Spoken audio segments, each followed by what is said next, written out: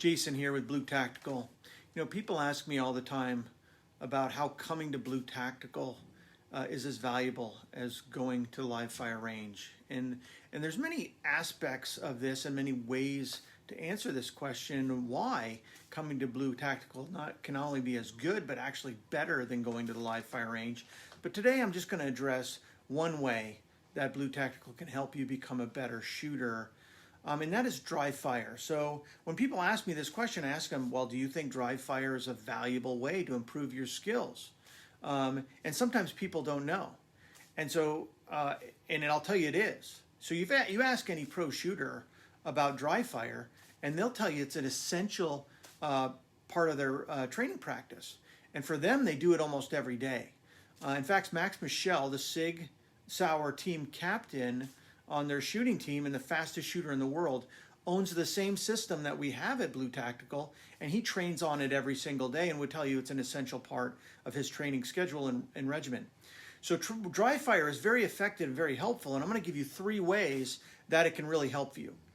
The first way dry fire can help you is it helps your fundamentals. Believe it or not, fundamentals get rusty, so the less you shoot, the less your fundamentals are going to be sharp. So dry firing is an excellent way to work on those fundamentals of grip, of stance, sight alignment, trigger press, trigger control, and working those fundamentals, because quite frankly, all your fundamentals are done before the bullet even leaves the barrel. So if your fundamentals aren't right, your shooting's not going to be right. All right, number 2, what about drawing from the holster? How many holsters do you have? And are you practicing drawing from them? Appendix, 3 o'clock carry. All those are important to practice. And whether you're a CCW shooter or a seasoned competitive shooter, drawing quickly, efficiently, and getting shots on target is a valuable skill. And it's a skill that can be practiced in dry fire. Number 3, changing magazines, doing speed reloads or emergency reloads, tactical reloads, another great skill to work on in dry fire. Another essential skill if you find yourself in a gunfight and you run dry in your gun and you have to change a magazine efficiently. That emergency time is not the time when you want to figure out that you don't have those skills ready. So all these dry fire practices and things you can do in your house are free. So why come to Blue Tactical and use our inert guns, which simulate dry fire, on our virtual range?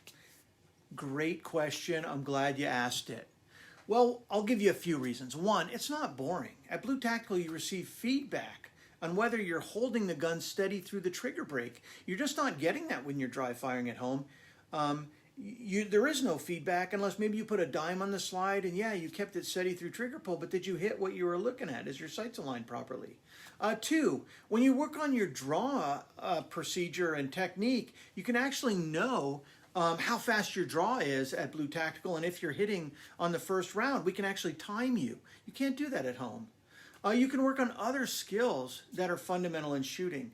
Even if you go to the range, often my experience is that most people aren't working on other fundamental skills in shooting, like target transitions, shooting moving targets, point shooting, close on threats without using your sights. These are fundamental skills that most people aren't practicing, and for whom a person who carries or has personal home protection in mind aren't practicing and are needed.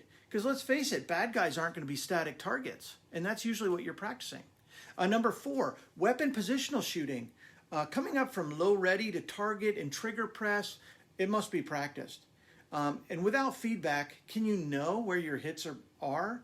Can you know how fast you're coming up from a low ready and getting on target?